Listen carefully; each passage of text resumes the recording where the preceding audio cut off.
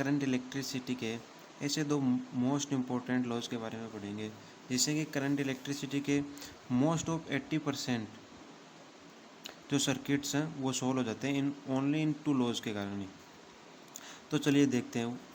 तो first law है Kirchhoff first law, इसे जंक्शन लॉ भी बोलते हैं और इसे किरचॉफ करंट लॉ भी बोलते हैं और शॉर्ट में इसे केसीएल बोलते हैं। तो इस फर्स्ट लॉ के बारे में जानने से पहले अपन को यह पता होना चाहिए कि जंक्शन पॉइंट कैसे कहते हैं। जंक्शन पॉइंट एक वह पॉइंट होता है जहाँ पर 3 या 3 से अधिक वायर्स आके कनेक्ट होते हैं। मिनिमम 3 होने चाहिए और 3 से ज़्यादा भी हो सकते हैं। एक सर्किट में देखें कि जंक्शन पॉइंट सर्किट में कैसे दिखते हैं। तो मान लेते हैं कि ये कोई अपना सर्किट है,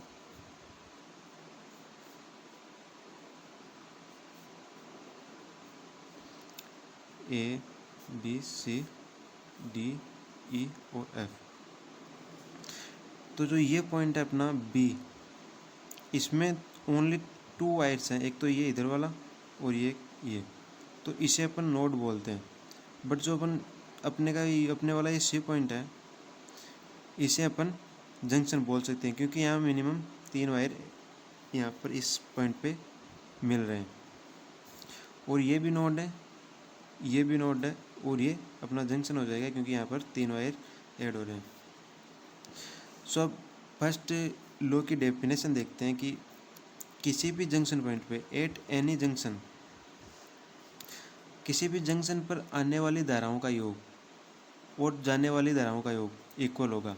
तो अपन डेफिनेशन लिखें तो इसे लिख सकते हैं किसी भी जंक्शन पॉइंट पर आने वाली धाराओं का योग जाने वाली धाराओं के योग के बराबर होगा। तो the sum of current entering the junction, इस जंक्शन के अंदर जो करंट इंटर कर रहा है उनका sum is equal to sum of current leaving the junction, इस जंक्शन को छोड़ने वाले करंट के इक्वल होगा, मतलब इस जंक्शन से बाहर जाने वाले करंट के इक्वल होगा।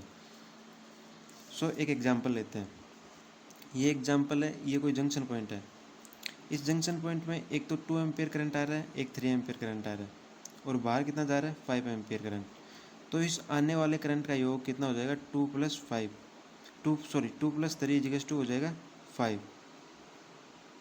और जो इस जंक्शन से बाहर करंट जा रहा है वो भी 5 है। तो अपना फर्स्ट लॉ भी यही था कि आने वाली धाराओं का योग और बाहर जाने वाली, इस जंक्शन से बाहर जाने वाली धाराओं का योग इक्वल होगा। सो अब अपन एक एग्जांपल लेते हैं। मान लेते हैं कोई जंक्शन पॉइंट है, इधर से 2 एम्पियर करंट आ रहा है और इधर 3 एम्पियर करंट जा रहा है। इधर से भी मान लो कि 7 एम्पियर करंट आ रहा है और इधर जा रहा है आई। तो अपने को अब इस आई की वैल्यू फाइंड करनी है। तो वो कैसे करेंगे, अपन ने अभी फर्स्ट लॉ में पढ़ा था कि आने वाली धाराओं का योग जो इस जंक्शन में एंटर कर रहे हैं उन सभी करंट का जो सम है वो इससे बाहर जाने वाली करंट के सम के इक्वल होगा। तो इसके अंदर आने वाली धाराएं कौन कौन सी हैं, एक तो ये आ रही है 2 एम्पियर और एक 7 एम्पियर इस जंक्शन की तरफ आ रही है। तो 2 + 7 इजिकल्स टू किसके बराबर हो जाएगी, इस जंक्शन से जो करंट बाहर जा रहा है उसके इक्वल होगी। तो बाहर कौन सा जा रहा है 3 + I। तो I इजिकल्स टू क्या हो जाएगा, ये 3 इधर आ जाएगा तो ये आ जाएगा 6 एम्पियर।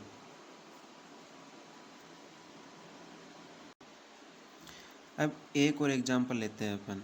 मान लेते हैं कोई जंक्शन पॉइंट है और यहाँ पे आने वाली करंट है एक तो 5 एम्पियर और एक 2 एम्पियर और इस जंक्शन से जो जा रहा है वो एक 1 एम्पियर करंट है, बाहर की ओर जा रहा है। अब अपन को पूछा है कि इस वायर में करंट कौन सी डायरेक्शन में होगा, टूवर्ड जंक्शन होगा या अवे फॉर जंक्शन होगा और इसकी वैल्यू कितनी होगी।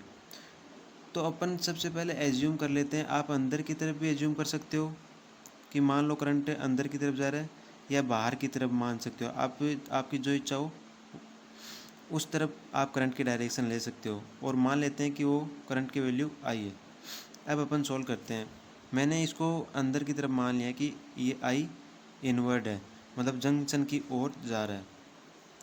तो अपना फर्स्ट लो था वो क्या था कि जो इस जंक्शन की तरफ आने वाली धाराओं का योग और जंक्शन से बाहर जाने वाली धाराओं का योग इक्वल होगा।